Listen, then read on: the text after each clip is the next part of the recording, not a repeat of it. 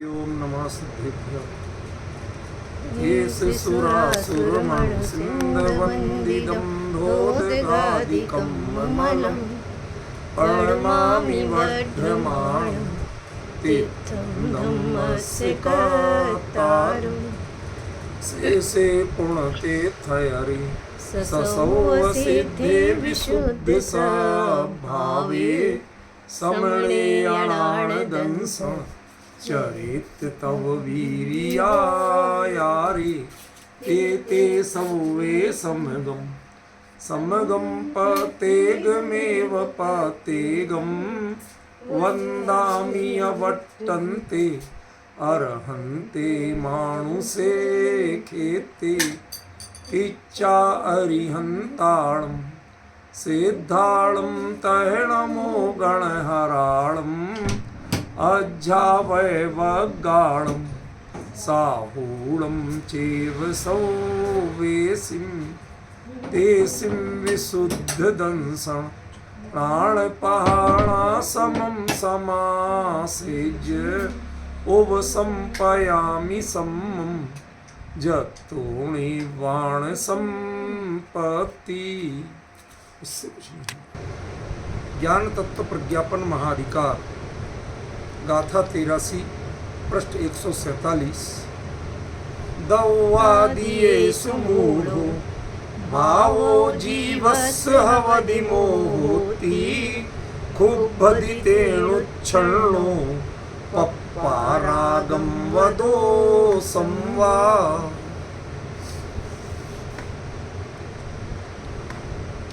पिछली गाथा के बाद यह गाथा उस मोह की भूमिका को, उस मोह के लक्षणों को स्पष्ट करने वाली है जिसके कारण सब कुछ करने के बाद भी जीव राग द्वेष को प्राप्त होता रहता है, वह उससे राग द्वेष से विरत नहीं हो पाता, उसका क्षय नहीं कर पाता।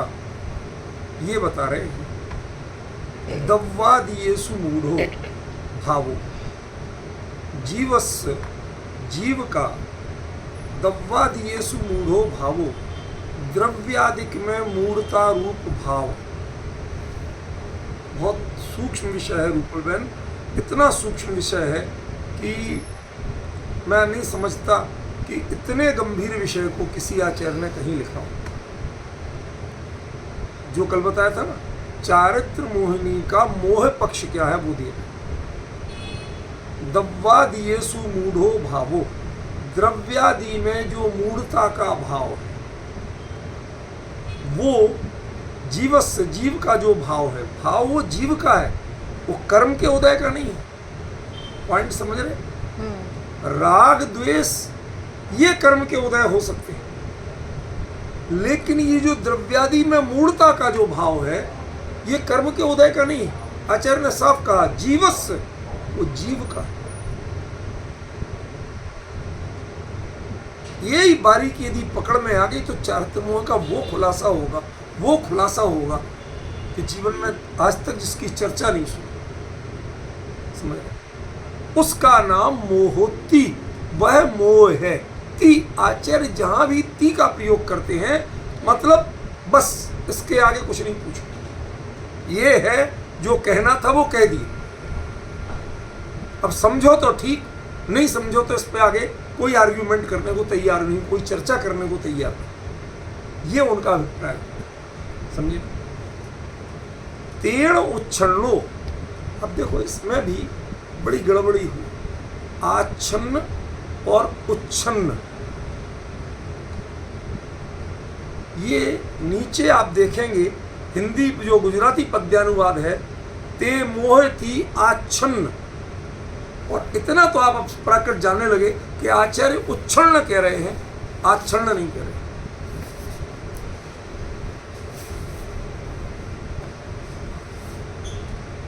पॉइंट समझ रहे हैं भाई? इतना डिटेल तो हम समझते रहेंगे। पहले ये बताओ, ये शब्द तो दिख रहा है कि नहीं दिख रहा कि आचार्य कह रहे हैं उच्छन्न और आप अर्थ कर रहे हैं आच्छन्न। समझ, जीवो रागम व दोषम पप्पा, राग और द्वेष को प्राप्त कर खूब बदी अशुद्ध होता है।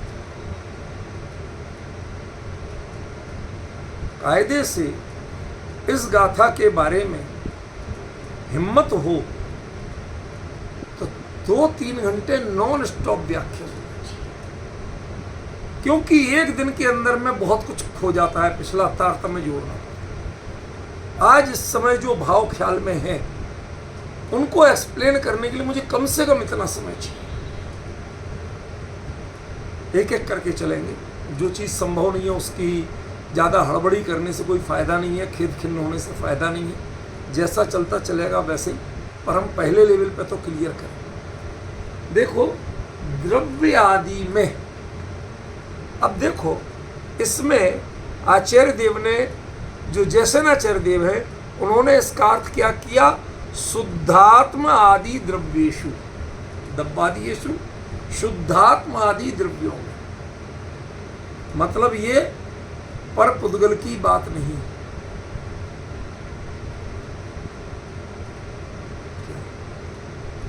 जो पर पदार्थ में मूर्ता का भाव है, ये मैं हूं, ये मेरे हैं, ये दर्शन मोह की प्रणति, समझिए। लेकिन निज शुद्धात्म द्रव्य के बारे में इसमें क्या मूर्ता का भाव हो सकता?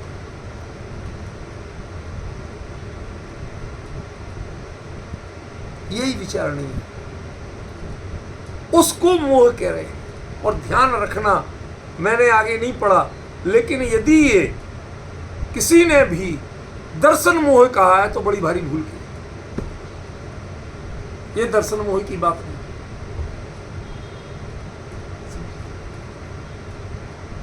दव्वादीयेषु मूढ़ो जीवस्य भावो, द्रव्यादि में मूढ़ता का जीव का भाव। अब ये मूढ़ता क्या है? ये तो बिल्कुल यक्ष प्रश्न से भी भयंकर प्रश्न है। हम तो मूढ़ता किसको मानते हैं? जो दर्शन मोह की मूढ़ता को ही मूढ़ता मानते हैं। देव मूढ़ता, गुरु मूढ़ता, धर्म मूढ़ता, वो तो सब दर्शन मोह की प्रणतियां। गृहीत मिथ्यात्व और अगृहीत मिथ्यात्वादि रूप होती, जैसे वीतरागी देव को कर्ता भोक्ता मानना, हमारा हित हित करने वाला मानना, हम धारा करें और महाराज हमारा ये कल्याण कर देना। ये मूढ़ता शुद्धात्म द्रव्य में कैसे करो? मेरे पॉइंट समझ में आ रहा है? शुद्धात्म द्रव्य में ये मूढ़ता करोगे कैसे? ठीक है ना? देखो, हम अपने आप को कई बार कई कामों में सेल्फ एनालिसिस करके समझाते तो हैं कि अपन को ये काम करना चाहिए, इसमें अपन ने ये गलती की, इसको ऐसा नहीं करके ऐसा करते तो अच्छा है। करते कि नहीं करते? क्यों सचिन? कई बार कई गलतियां हो जाती, गलत निर्णय हो जाते। अब उन गलत निर्णयों को आप करते क्या हो? कि जीव जब सेल्फ एनालिसिस करता है तो सेल्फ एनालिसिस, ये अध्यात्म की बात नहीं है, ये तो अभी लौकिक की दृष्टांत लौकिक है। तो हम अपनी गलतियों को जो बाहर व्यवहार में की, उन गलतियों को हम विचार करते हैं, फिर रियलाइज करते हैं कि हाँ, ये तो वाकई में मैंने गलत किया था, इस समय मुझे ऐसा नहीं करके ऐसा करना चाहिए। ठीक है? ठीक है ना? ये सोचना, विचारना, चिंतन करना, ये कोई अपराध है कि समझदारी है? बिल्कुल समझदारी। हर किसी व्यक्ति को अपने अपनी कमियों का, अपनी गलतियों का, भूलों का एनालिसिस करके आगे के लिए संकल्प करना चाहिए। भाई आगे कभी ऐसी स्थिति बने तो हम ये गलती नहीं करेंगे। ठीक है ना? चलो, अब मैं इसको थोड़ा सा आगे बढ़ाता हूं। इस बात को अपने घर में पहले पति देव से कहना, पति देव हो तो पत्नी से कहना, मैंने ऐसी ऐसी गड़बड़ी की थी और अब मैं संकल्प करता हूं ये गड़बड़ी नहीं करूंगा।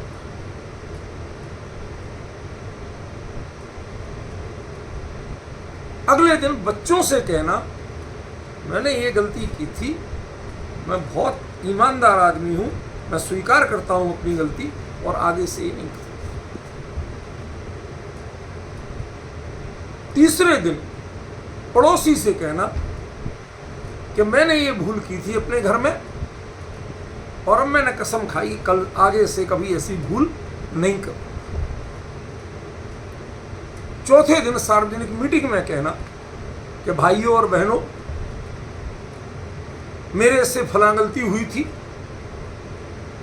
मुझे अपने परिवार में अंदर की बात है, यद्यपि ऐसा नहीं करना चाहिए था, लेकिन मैंने उसे ईमानदारी से स्वीकार कर रहा हूं कि ये जो परिणति हुई थी वो मेरी गलत थी, मुझे ऐसा बिल्कुल नहीं करना चाहिए था, मुझे शोभा नहीं देता ऐसा।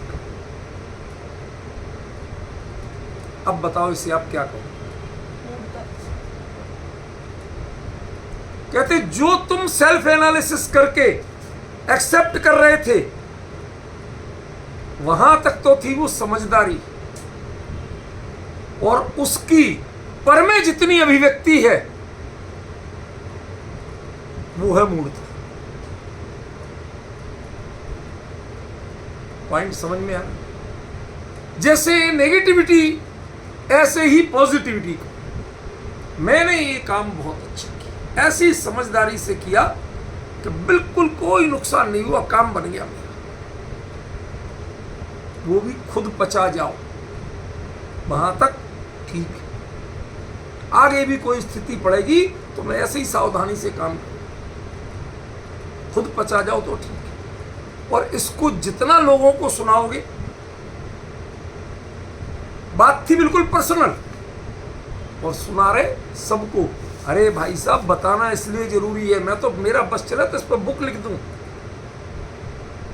क्यों लिख दूं? लोग बाग भी तो जानेंगे,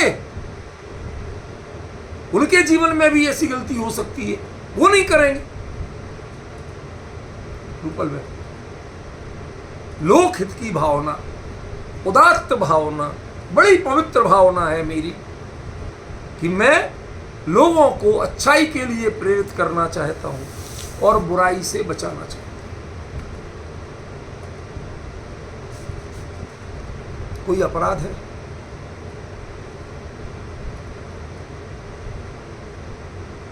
कोई अपराध? ये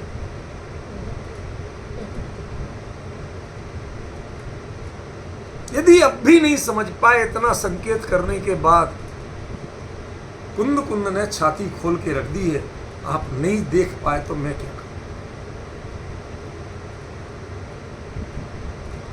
अहमेक को खलु शुद्धो दंसरणाणमय्यो सदारू रवियत्ति मज्ज किंची भी अण्णम परमाणु में तंपी। महाराज सुना किसको रहे?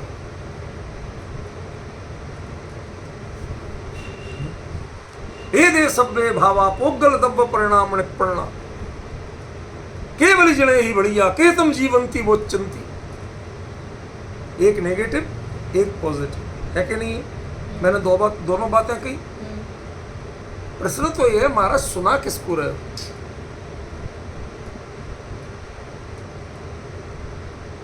जिसकी होनहार भली होगी उसके लिए निमित्त आसमान से उतर के आ जाएगा। तुम निमित्त बनने की कोशिश मत करो।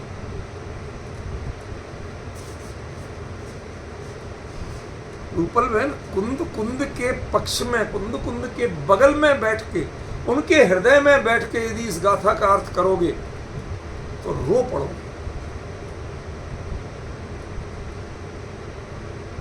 ऐसी बात कुंद कुंद ने कही। दब्वा दिए सुमूढ़ो जीवस्य भाव,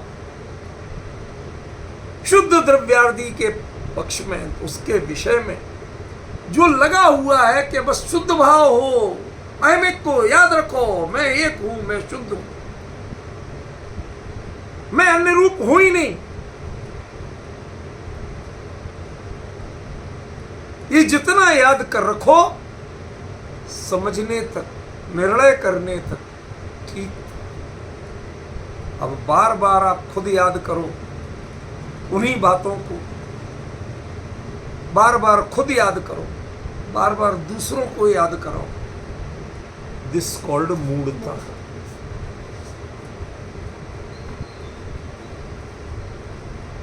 जरा सोचो, ये कुंद कुंद थे जिन्होंने अपने कॉपी में नंबर काट के 0 कर दिया। कोई नहीं कर सकता था। किसी 30 मार्का की हिम्मत नहीं थी इतनी ईमानदारी से अपनी कॉपी जांचने की।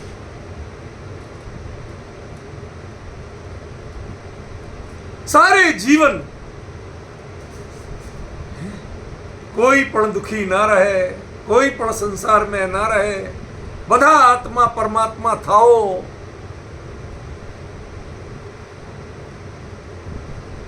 चारित्र के पक्ष में जहां तक चारित्र वाली बात है बाहरी, ये प्रशंसनीय है, लेकिन आपका ये मोह निंदनीय।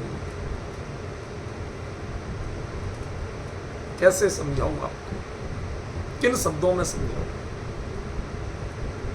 कुंद कुंद कितनी ईमानदारी से स्वीकार कर रहे, जब केवलियों का साक्षात्कार किया, केवली बनने की पूरी प्रक्रिया देख ली।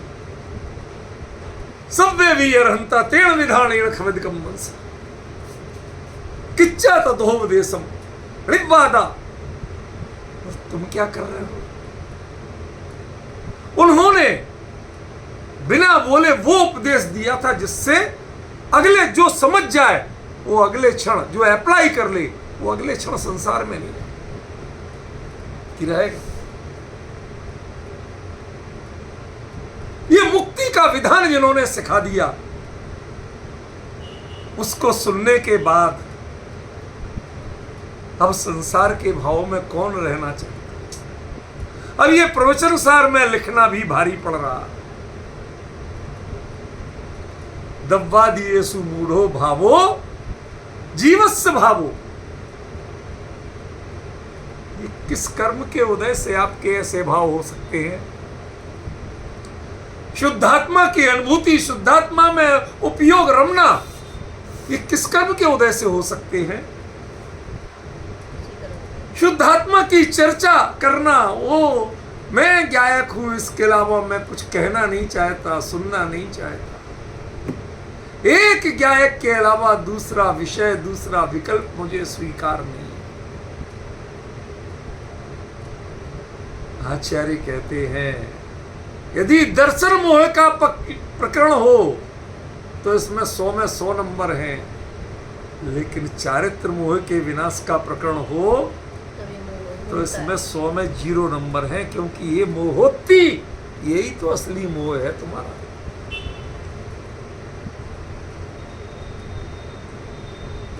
जो तुम हो, आपका नाम रूपल बहन है, किस किस को बताती घूमती? जानती हो मेरा नाम रूपल बहन है? 4 लोगों से कहना, सारी दुबई जान जाएगी और आपको आगरा का टिकट कटा देगी। अरे मैंने कुछ गलत कहा क्या? अब बताओ, आपने सही कहा क्या गलत कहा? वो श्रद्धान में अच्छी चीज है लौकिक दृष्टि से, लेकिन आचरण में मूढ़ता है, मूढ़ता।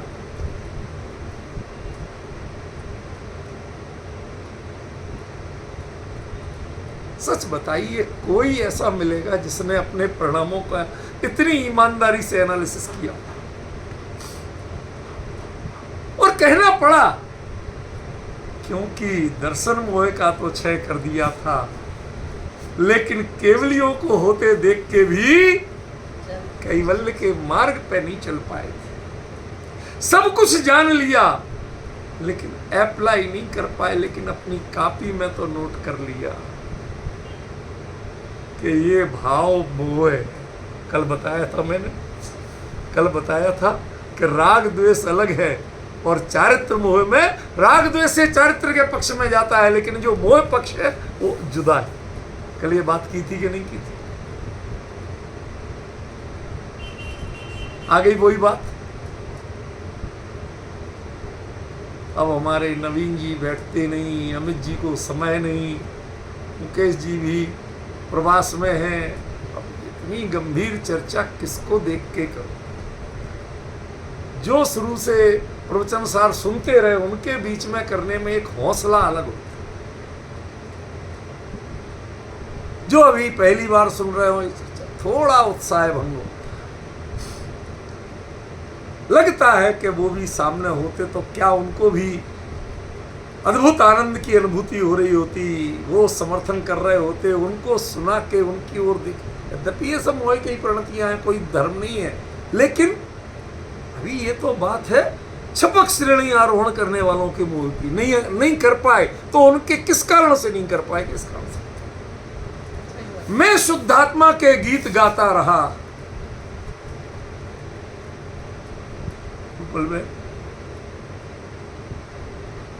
मैं गायक के गीत गाता रहा जीवन भर।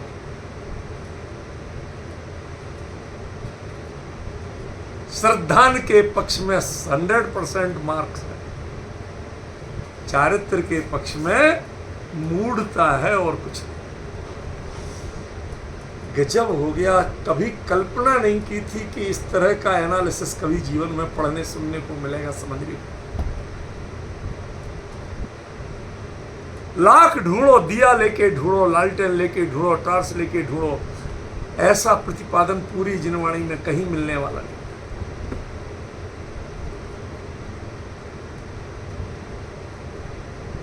समझ में आ रहा है? शांत मन से विचार करो, ये हड़बड़ी की चीज नहीं है। जिसको है भैया आगे बढ़ो ना, कहाँ टक्करे। आपको हड़बड़ी है तो पधारो, हमें कोई एतराज नहीं। यहां तो ये पता भर चल गया, यहीं रमने का मन है, यहां आगे बढ़ने का मन। क्या वो हिंदी के एक कवि हुए,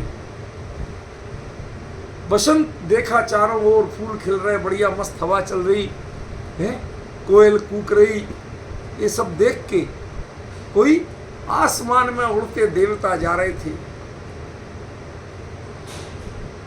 तो वो सुनाते हैं, ओ गगनचारी जरा ठहरो, यहां उतरो, यहां मधुमास छाया।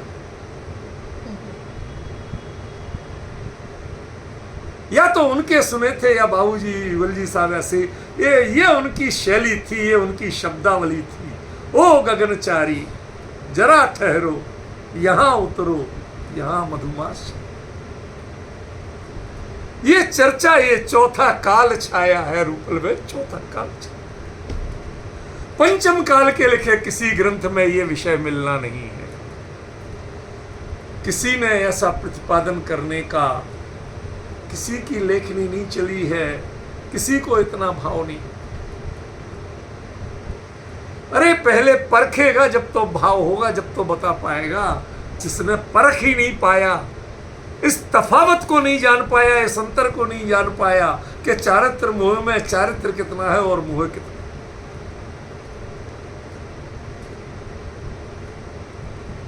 समझ देखो, शांति से विचार करो, हड़बड़ी तो बिल्कुल करना ही मत। हिम्मत से सुनो, धैर्य से सुनो, शांत भाव से सुनो। समझ गए? ये कैमरा बंद करके सुनने की चर्चा नहीं है आज। जिसको सुनना है सुनो। ये जो हमें तसल्ली के लिए कैमरा अपना फोन चालू करके लाइन ऑन करके और कहीं और चले जाते, उनके लिए चर्चा नहीं है। समझ गए? डबल माइंडेड की चर्चा नहीं है कि थोड़ा ये भी ले ले, थोड़ा ये भी ले ले। नहीं, कुछ नहीं मिलेगा। जो ये चर्चा लाइव सुनेंगे उनको जो समझ में आएगा, बाद में सुनते रहो, नहीं आएगा। फिर से दब्बा दिए सुमूढ़ो जीवस्य भावो, भाव जीव का है, उसमें कर्म का प्रभाव नहीं कह सकते।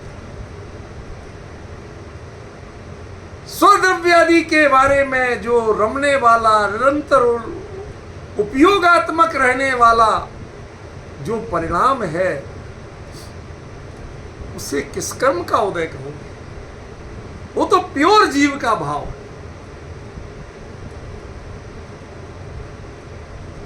फिर गड़बड़ी क्या है कि भाई नाम तो अपने ही ले रहा है, लेकिन ले क्यों रहा है?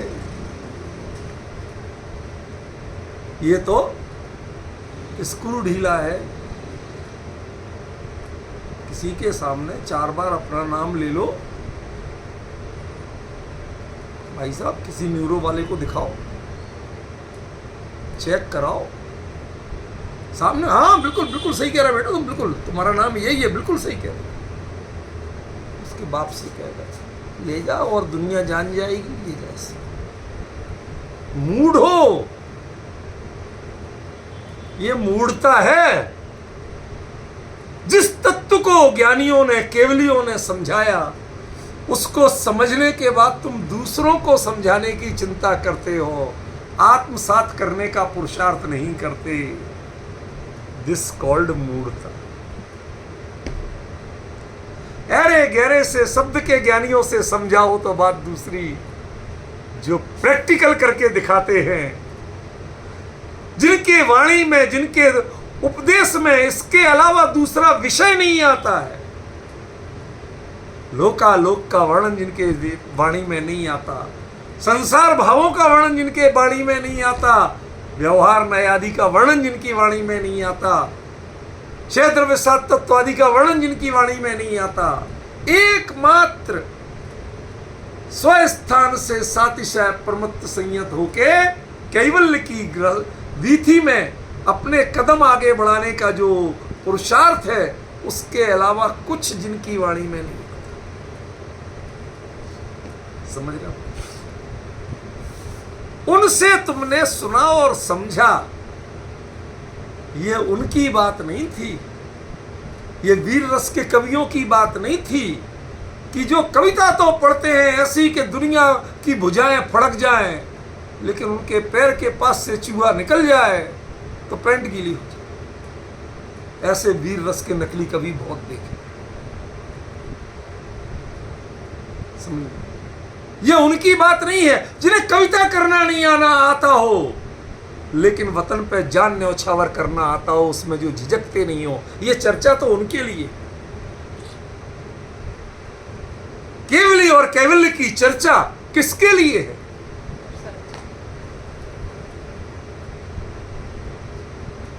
हम इतने बढ़िया शब्दों में सुनाएंगे देशभक्ति के गीत, तो सुना के दोगे तो तुम देशभक्त भी नहीं हो जाओगे और वीर भी नहीं हो जाओगे। तुम तो धंधेबाज कवि ही रहोगे, उसके बाद दक्षिणा मांगोगे। क्यों रूपल, मैं सही कह रहा हूं कि गलत? आपके दुबई में भी तो इंडिया के दुनिया भर के कवि आते, कवि सम्मेलन होते हैं, सबसे महंगे होते हैं, सब बिकने जाते हैं। चाहे वो मनोरंजन करे, चाहे देशभक्ति करे, बिकने जाते हैं। जो वो बोलते हैं वो कभी अपनाते नहीं। देखना है शूरवीरता किसे कहते हैं, देशभक्ति किसे कहते हैं, तो जिन्होंने जान न्यौछावर की हो, जिन्हें बोलना नहीं आता, लिखना नहीं आता, दूसरों पे भाषण में कहना नहीं आता, लेकिन हमने एक मिले थे हमारे लिए, कहते सामने से तड़ चल रही 27 गोलियां खाई, पर पोस्ट पे कब्जा करके माना 27 गोलियां खाने के बाद भी गिरते पड़ते किसी तरह पहुंचा और एक बम का गोला फेंका अंदर और उनकी चौकी को उड़ा दिया और आखिरकार पोस्ट पे अपना तिरंगा लहरा दिया। कितना खून बह रहा, कहते ये किसने कौन देख रहा था? झंडा मेरे हाथ में था, पोस्ट मेरे कब्जे में थी, तो ये देख। पकड़े पकड़े गिरने को हुआ तो दूसरों ने संभाल लिया। अब जब मुझे अपना होश नहीं था तो तुम ले गए, इलाज तुम्हारा काम था, फतह हमारा काम था। इन्हें सूरवीर कहते हैं। जो सूरवीरता के गीत गाते हैं उन्हें शूरवीर नहीं कहते।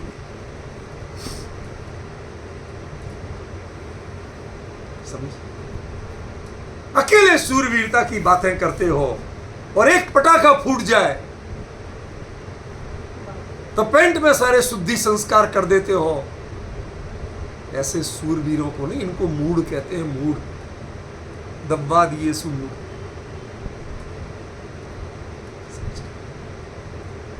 ये मूढ़ता है, ये शूरवीरता नहीं।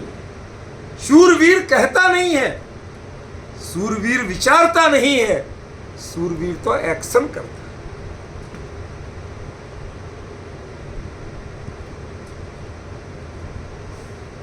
क्या मोहपना है रूपल बहन जो आपको छपक श्रेणी नहीं होने देता।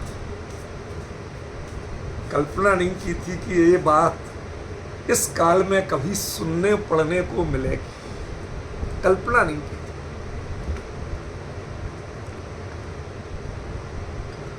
आज जो हमारे यहाँ भी बैठते हैं पवन जी वगैरह, वो भी गए हुए। कब जब विशेष चर्चा चले तो लगता है, भाव होते हैं कि भाई अधिक से अधिक जो अभ्यासी लोग हैं वो मिल जाए तो जरा उस चर्चा करने का आनंद अलग हो जाता है। लेकिन देखिए क्या कह रहे हैं आचार्य, कौन है सूरवीर, कौन है पुरुषार्थी? उसकी चर्चा करने का भाव जिसका हुआ वो कभी छपक श्रेणी का पुरुषार्थ नहीं कर सकता। कभी माने अभी, कभी नहीं कर पाएगा, ये नहीं कह सकता। क्यों? जब ये मोह हट जाएगा तो कर जाएगा। अभी आपको तृप्ति है, सब पंडितों को तृप्ति है। मैं लोगों के बीच में कैसी मस्त लोग झूम झूम उठते हैं, गायक की चर्चा में झूम। इस कलिकाल में शुद्ध गायक भगवान आत्मा की चर्चा में सारी सभा ऐसे मंत्र मुग्ध होके सुनती है। सच बताओ पंडित जी, उसके बाद तुम्हारे पल्ले में क्या रहता है, तुम्हारे विचार की सरणी में क्या रहता है? इतने लोग सुन रहे थे, ऐसी ऐसी तारीफ, वो सब रहता है जो दुनिया, जिसको सुन के दुनिया रीझ गई, उस पर तुम कितने रीझे हो? तुम रीझे हो, दुनिया तुम पे रीझ रही है, इस पे रीझे। तुम उस भाषा वर्णा पे रीझे हो जो दुनिया को रिझा सके। दब्बा दिए सुमूढ़ो जीवस्य भावो मोहोत्ति। शुद्ध गायक की चर्चा करके भी लोगों ने क्या कहा, लोग कितने मंत्र। ये तो दृष्टांत बड़ा स्थूल है, मूल विषय तो बहुत सूक्ष्म है। ये दृष्टांत तो बहुत स्थूल है पंडितों का, इनमें कोई दम नहीं। लेकिन अब दृष्टांत तो दृष्टांत समझाना तो पड़ेगा। तो विचार करो जरा शांति से, क्या अंतर पड़ा?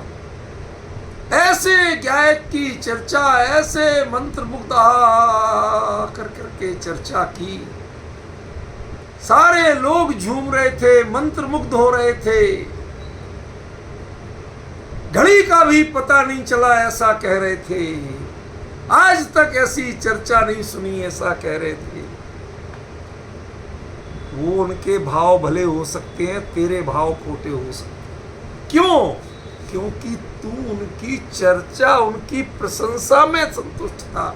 जिस चर्चा पे वो मंत्र मुग्ध हुए थे, क्या उस चर्चा से तेरे परिणाम भीगे? यदि नहीं भीगे तो बहुत खतरे में हो। आप अपने आप को ठग रहे हो, धोखे में हो, आपने कुछ नहीं पाया। कोई विद्वान नहीं हो आप, इसे विद्वत्ता नहीं कहते हैं। ये जिनवाणी के अध्ययन का, ये प्रवचन सार जैसे ग्रंथों के स्वाध्याय का लाभ नहीं है, सार नहीं। सोचिए, शांति से सोचिए। अभी तो शब्दार्थ, विशेष तो चलेगा। दब्बा दिए सुमूढ़ो जीवस्य भावो मोह की हवदी। ये मोह है, ये मोह है, पहचानो। ये कुंद कुंद कुंद कुंद से कह रहे, सेल्फ एड्रेस है ये। जैसे फुटबॉल में कभी कभी सेल्फ गोल हो जाता है ना, ये जितनी पंडिताई है, जितना दुनिया को समझाना है गायक की चर्चा, ये सेल्फ गोल है और कुछ नहीं। क्या किया? फुटबॉल में होता ना, कभी कभी सामने से एकदम प्लेयर आ रहे, आप अकेले हो, वो 4-4 है, वो बॉल छीन लेंगे, फुटबॉल हो, हॉकी हो, कुछ भी, वो बॉल छीन लेंगे। तो ये करते अपने प्लेयर को पीछे, आपको तो गोल तो उनका उधर है, तो मैं उधर करना था, लेकिन बाकी लोग आगे आ सके मदद के लिए, तो उसको बैक देते हैं बॉल को। लेकिन बैक देते क्यों है? ताकि तुम्हारे साथी आए लेके और फिर तुम्हें दे और तुम गोल कर सको, तुम उतरे आगे तक पहुंच जाओ उनकी डी में। इसके लिए दे, इसके लिए करते हो ना। लेकिन तुमने पीछे दी और कोई नहीं रोक पाया, गोलकीपर ने भी नहीं रोका, हो गया गोल। तो सेल्फ गोल हारना होता है कि जीतना होता है? गोल तो तुम्हारे पैर से हुआ, तुम्हारी स्टिक से हुआ, लेकिन उससे तुम हारते हो, जीतते नहीं। ऐसे ही गायक भगवान आत्मा की चर्चा कर करके, लिख लिख के, पढ़ पढ़ के, पढ़ा पढ़ा के, समझा समझा के जो तृप्त होते हैं, जिनका उपयोग इसमें रमता है, बोलने का भाव आता है, बारंबार लिखने का भाव आता है। कुंद कुंद अपने लिए समझा रहे हैं, वहां देख के आए कि देखो उन्होंने आए अविरत थे, वंदन करते करते भाव विरक्ति के दीक्षा ली। उनके लिए कोई आचार्य नहीं थे वहां, उनके केसलों गणधर्य नहीं किए थे। समोसण में ध्यान रखना, कोई नहीं करता, ये तो संगों में होता है, वहां कोई नहीं करता। तीर्थंकर भी जब दीक्षा लेते हैं कोई नहीं करता, पंचमुष्टि केसलों स्वयं करते हैं।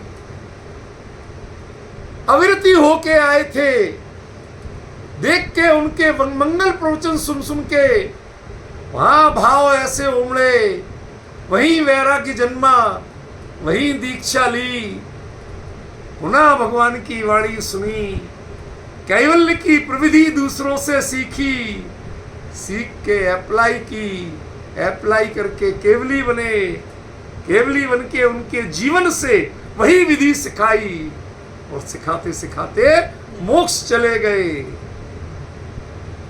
उनको देखा और इधर देखा, सामने देखो रूप, उनको देखा और इधर देखा, और जो कमी मिली वो लिख दी। इससे बेहतरीन, इससे ईमानदार और ऐसे अद्भुत लेखक कोई मिलेंगे? कल्पना करिए, ये है कुंद कुंद। इसलिए कहा जाता हुए हैं ना होएंगे मुनींद्र कुंद कुंद से। और मैं तो ये कहता हूं, हुआ है ना होएगा ग्रंथ प्रवचन सार से। जो गहराई, जो सूक्ष्मता और जो ईमानदारी, जो व्यापकता इसमें है, कहीं और नहीं। सब दुनिया को समझाने के लिए है, वस्तु स्वरूप असलियत पूरा बखोल के हाथ पे रख के दिखाने के लिए ये प्रवचन सा।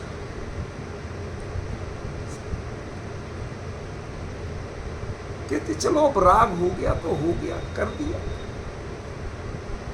भाव आया, मैं ही अकेले। गुरुदेव कहते ना, वो कागड़े को भी रोटी का टुकड़ा मिलता है तो का करके सबको बुलाता है, अपनी बिरादरी वालों को, मिलजुल के खाएंगे भाई, इतना इतना टुकड़ा से ही सब खाएंगे। तो साधर्मी वात्सल्य का राग आता है ज्ञानी को भी।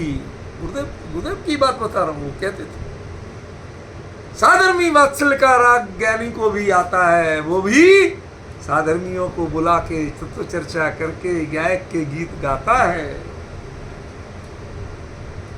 ये दर्शन मोह के नाश या उपशम क्षोपशम के लिए ये परिणति बहुत अच्छी है। ये बात, इसमें नंबर पूरे मिलेंगे, लेकिन ध्यान रखना चारित्र मोह के मामले में आप पूरे तरह हारे हुए हो। यदि चारित्र मोह के क्षेत्र में आप विजय करने चलना चाहते हो तो ये पढ़ना पड़ेगा, फिर वो पढ़ने से काम कीजिए। इसमें उसमें जब दुनिया को सुना के तृप्ति आती है, बहुत अच्छा ग्रंथ लिख के गायक के गीत गा के तृप्ति आती है, गजब बात है भाई, जीणी बात है, ऐसा बोलते थे, मस्ती आती थी। लेकिन जब अपनी परिणति को देखें, ये है विरत भाव और अविरत भाव का अंतर। यदि विरत भाव से वीतरागता की दिशा में बढ़ रहे होंगे तो खूब बदी, यही भाव जो गायक की चर्चा के भाव हैं, झीणी बात कहने का जो भाव है, खूब बदी, उससे क्षुब्ध हो गया, सुहाएगा नहीं वो। यदि शुद्ध तत्व की चर्चा साधर्मियों के बीच में करें, उनके लिए गायक के गीत लिखें, उनके लिए शुद्ध आचरण करके बताएं, और यदि खेद नहीं होता है अपने इस कार्य पर, क्या कहा, शुद्ध नहीं होते हो, अरे मैं और ऐसे कर रहा, यदि शुद्ध नहीं होते हो तो समझ लेना आप चारित्र मोह के बारे में कुछ नहीं जानते। आप भ्रम से बाह्य आचरण को चारित्र मान के बैठे हो, इसमें जो आपकी तन्मयता है उसका नाम मोह है। जो बाह्य आचरण की तन्मयता, रूपल बहन नोट करके रखना, आज सचिन भी नहीं है, भगवान भला आदमी पता नहीं कहां गए, ये नोट करके रखना। जो बाह्य विचारात्मक आचरण, बाहरी आचरण जो भी है, जितना उसकी जितनी शुद्धता है, समझे, उसमें जितनी तन्मयता है उसका नाम मोह है। शुद्धता में कमी नहीं हो और तन्मयता तनिक भी ना हो। शुद्धता में कमी नहीं हो और तन्मयता कभी ना हो। अब ये जरा अच्छी कविता बनी, क्या, शुद्धता में कमी ना हो, मां और भा एक घुंडी का अंतर है, लेकिन तन्मयता कभी ना हो। उसने जाना कि चारित्र में मोहपना क्या हो, और जिसने इतना नहीं किया उसने कुछ नहीं किया। जो इनमें चर्चा में, चिंतन में, चर्या में तन्मय, तन्मय कौन होगा, मजा किसको आ रहा है, पप्पा रागम व दोसंबा, ये जो मजा बोलने वाली बातें हैं ना, और मोह आदि को खोटा बोलने वाली जो बातें हैं ना, ये राग द्वेष है। पप्पा पाओगे क्यों, तीर्ण उच्छलनो, उस मोह से उच्छल। देखो रूपल बहन जरा ध्यान दो, कहां गई, क्या कहा, तीर्ण मोहेण उच्छलनो, उस मोह से उच्छन्न होकर। ये उच्छन्न क्या होता है, आच्छन्न का अर्थ दूसरा है, उच्छन्न का अर्थ दूसरा। देखो आच्छन्न वो होता है जिसकी बुद्धि काम नहीं कर, जिसे दिखाई ना दे, जिसे समझ में ना आए। क्या हुआ, दृष्टि मोह आच्छादित हो गई थी, जैसे मोह से आच्छादित जीव को अपना हित हित समझ में नहीं आता है, शरीर ही अपना लगता है, भोग ही अपने लगते हैं, वो ही सुख कर लगते हैं, वो आच्छन्न है, आच्छादित है, छा गया। लेकिन उच्छन्न क्या है, उच्छन्न वो है जिसे दिखता सब कुछ है, लेकिन दिखते हुए भी भाव जोर मारता है। भाई साहब, मेरे साधर्मी को तो पता चलना चाहिए, उसे परिवार वाले तो रागी दिखते हैं, उनके प्रति जो अपनत्व है वो राग दिखता है, लेकिन साधर्मी का राग राग नहीं दिखते, उसे प्यूरिफाइड दिखता है, पवित्र दिखता है। ये तो होनी चाहिए भाई साहब, साधर्मियों में तो वात्सल्य होना ही चाहिए। ये उच्छन्नता है, ये उच्छन्नता है। बुद्धि भ्रष्ट नहीं हुई है, बुद्धि आपकी जागृत है, लेकिन बुद्धि जागृत होते हुए भी आप उपयोग किस पे करते हैं?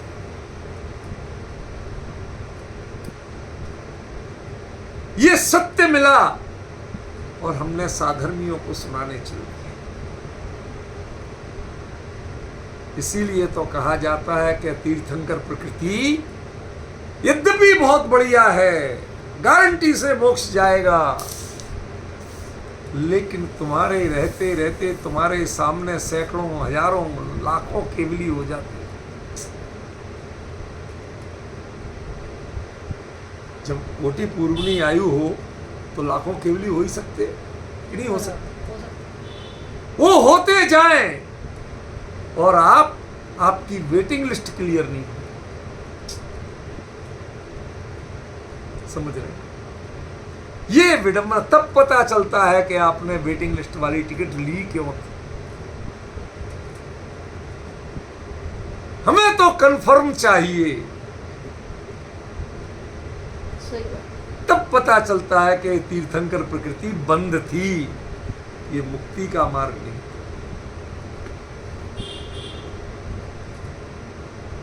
लोक के कल्याण और लोक के अभ्युदय के लिए ये सब चीजें, सारी भावनाएं 16 कारण की 16 कारण भावनाएं बहुत प्रशस्त, नो डाउट प्रशस्त है। जिसे आप चारित्र कहते हैं उसके लिए भी बढ़िया है, लेकिन ध्यान रखना उस चारित्र के साथ कहीं मोह तो नहीं जुड़ो।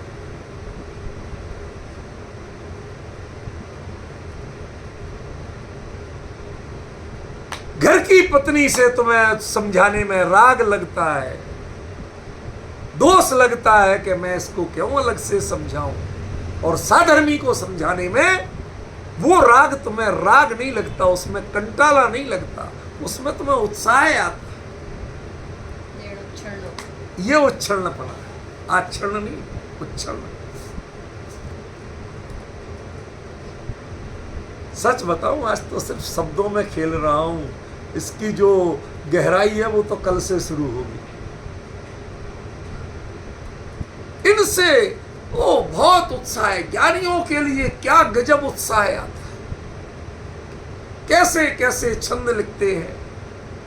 अमरचंद्र जैसे आचार्य जहां जैसा रस हो उसके अनुसार छंद लिखते हैं। जहां वीर रस की बात कहना हो बड़े उत्साह से शार्दूल विक्कीडित जैसे छंद लिखते हैं। समझ गया? शांत रस हो तो उसके लिए अलग छंद हैं, उनके अनुरूप छंदों का प्रयोग, एक एक शब्द। मैं तो कहता हूं, संस्कृत वालों को चैलेंज देता हूं कि तुम्हारे जितने चाहे बड़े से बड़े पंडित को ले आओ, हमारे अमृतचंद्र की भाषा के मुकाबले लिख जाओ तो जाने। ये कहना उनके लिए अच्छा है, लेकिन जिस दिन अमृतचंद्र यदि मिल जाएंगे तो उनसे कहूंगा, महाराज इन छंद में और शब्द में तो आपने बहुत बड़ा मोर्चा मारा, लेकिन जो कुंद कुंद ने यहां भाव कहा था वो पकड़ा क्या? पढ़ना उनकी टीका, जो बात मूल में है वो कही है क्या? मैंने नहीं पढ़ी, डर के मारे नहीं पढ़ी। मैं किसी आचार्य पर कुछ नहीं कहना चाहता, आप लोग पढ़ के देखें क्या ये बात कहीं है। यदि नहीं है तो समझ लेना गड़बड़ी कहां है।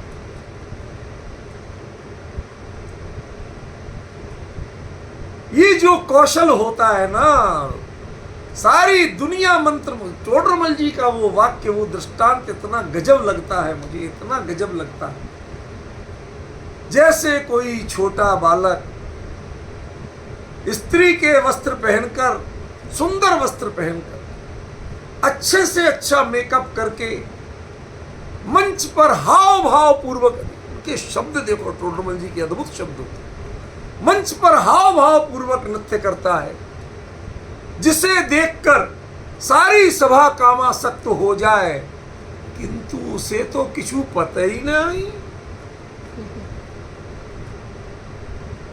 जैसे एक्शन सिखा दिए उसने एक्शन कर दिए। उसे क्या पता कि इस एक्शन का मतलब क्या हो।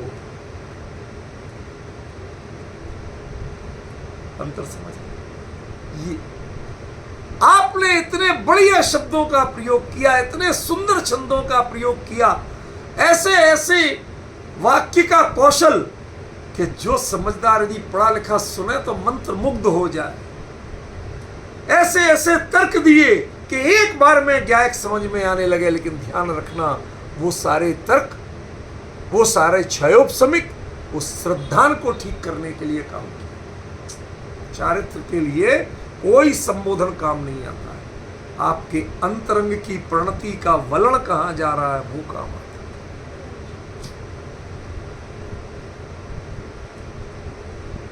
रूपल बहन, मैं अपने लिए नहीं कह रहा हूं, पर ये चर्चा अत्यंत दुर्लभ है। ये पंचम काल की चर्चा। पंचम काल में इसके हार्द को कौन समझे। ये तो हमारा आपका बड़ा भारी सौभाग्य है कि हमारी बुद्धि इनको समझने में प्रवृत्त हुई। थोड़ा हमें पता चल रहा कि कुंद कुंद क्या है, क्योंकि हम शुरू से कुंद कुंद से जुड़ के चले। हमने टीकाकारों के पांडित्य को नहीं देखा। यदि उनके वैदुष्य में झलक उलझ जाते तो शायद कुंद कुंद का अभिप्राय हमारे हाथों से छूट जाता। ये हमारा सौभाग्य रहा कि हमने विद्वान बनने की कोशिश नहीं की।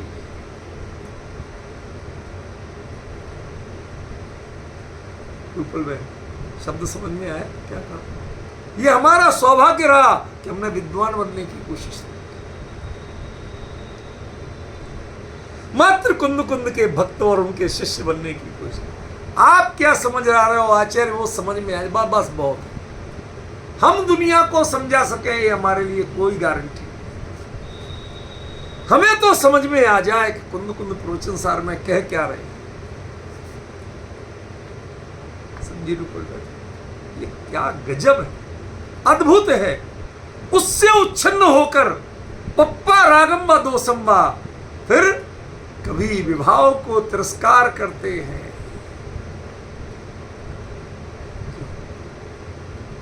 जो अणु मात्र भी परिग्रह रखता है वो मुनि मुनि नहीं है, नर श्रमण है, नरक जाएगा। ये सब क्या है महाराज, है क्या ये? आप ही की गाथाएं हैं, अब आपसे पूछ रहे हैं क्या? और जो आप गायक की मस्ती में सुनाते हो है मेघ को खल शुद्धो, 38वीं के बाद फिर 73वीं पे आ जाते हो, वही की वही बातें लगभग लगभग। चक्कर क्या है?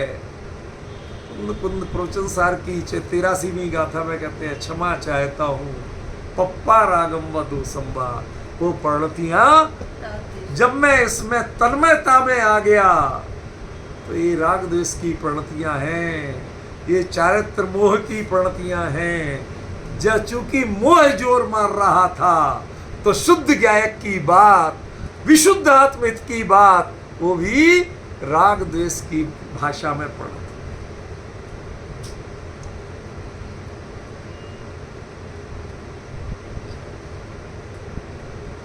ये वीतराग की भाषा हो सकती है क्या? कोई वीतरागी ये बोल सकता है कि जो परिग्रह अणु मात्र भी परिग्रह रखे वो मुनि नर श्रमण है, वो नरक जाएगा? ये वीतराग की भाषा हो सकती है क्या? नहीं। ये वीतराग का चिंतन हो सकता है क्या? और एक चीज को बार बार सुना जा रहा है, हाँ साहब ये सबसे बढ़िया है, ये सौभाग्य है जो तुम्हारे ऐसे। ये दोनों नहीं हो सकते, वो तटस्थ। ये है सत्य, तुम्हें जानना तो जानो, नहीं जानना तो मत जानो। ना तुम सुन रहे इसके प्रति राग और ना कोई विरोध कर रहा है इसके प्रति द्वेष।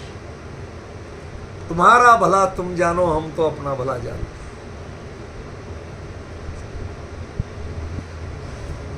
यदि इनसे उच्छिन्न हो गए तो होगा क्या?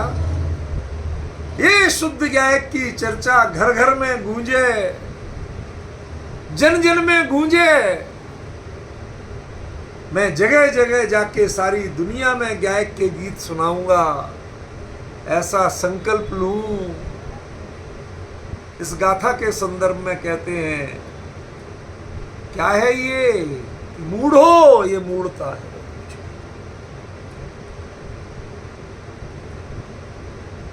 इसी के लिए तो समय सार में कहा था, निधि पा पुरुष ज्यों गुप्त रूते रीते एकांत, ऐसी कुछ है ना, वहां जाकर के भोगता है। वो किसी को बताता नहीं है, दिखाता नहीं है, उपलब्धि नहीं बताता, ना उसमें छल है कि मैं बताऊं नहीं अकेले मुझे मिल जाए, ऐसा कुछ नहीं है। निधि का स्वरूप ही ये है, हमने किसी से छीनी नहीं है, लूटी नहीं है। ये तो मेरी निधि मुझ में प्रकट हुई, आज तक पहचानी नहीं थी, वो पहचान ली। किसी का अहित कहाँ है जो हम सफाई दें? और दुनिया में सगा कौन है, किसी के कहे समझता कौन है कि जो मैं सिखाने जाऊं? इसलिए वो एकांत रीते गुप्त रीते अपने भोगता है, वो किसी से कोई चर्चा नहीं करता। यदि करेगा तो क्या होगा? खूब बदी, वो क्षुब्ध। ये बड़ा मर्म का शब्द है। यदि आपको जिस क्षण इन कार्यों पे धर्म प्रभाव ना, ये वो, इन कार्यों पे जिस क्षण क्षुब्धता नजर आने लगे, मन में खेद खिन्नता हो, कहाँ उलझ गया।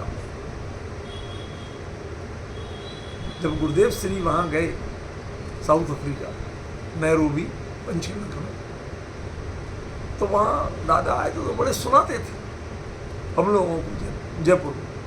कहते वहां कहते थे, मैं कहाँ पड़ा, मारा काई नथी, कोई नथी। सारे बोलते महाराज वही लोग हैं जो आपके वहां सुनते थे, या तो म्लेच्छ देश। उन्हें अपनी धुन में जो बोलना वही बोलते थे, वो कुछ नहीं ध्यान देते थे कि सामने कौन। वही है जो यहां सुन रहे थे, वही सुन रहे थे वहां, सब सामने वही बैठे, प्लेन के प्लेन भर के गए थे। कहाँ उनका स्वर नहीं बदल पाया आखिरी दिन तक कोई, जो उन्हें बोलना था वही। क्यों? क्योंकि तुम तो इंपोर्टेड हो ना, इंपॉर्टेंट नहीं। हम यहां इंपॉर्टेंट को ढूंढने आए थे, इंपॉर्टेड को नहीं गए। जैसे आजकल यहाँ इंडिया में चुनावों में चलता है ना, वो लोग चुनाव के प्रत्याशी अपने चमचों से मालाएं लेके सामने वालों के घरों में भिजवाते हैं कि भाई हमारे नेताजी हैं तो उनको माला पहना देना, ताकि लगे पब्लिक कितना स्वागत करे। कहते खुब्बदी, इसमें क्षुब्ध खेद खिन्नता होना चाहिए। खुब्बदी का मर्म, उच्छलनों का मर्म, और उसके बाद में पप्पा रागम व दोसम का मर्म, ये चलेगा। आज तो समय हो गया, वाकई में पता नहीं चला कब समय हो गया, लेकिन ये चर्चा अभी चलेगी और बड़े ही इत्मीनान से चलेगी। शांत भाव से इसको सुनना, तन्मयता से विचार करना, यही मेरा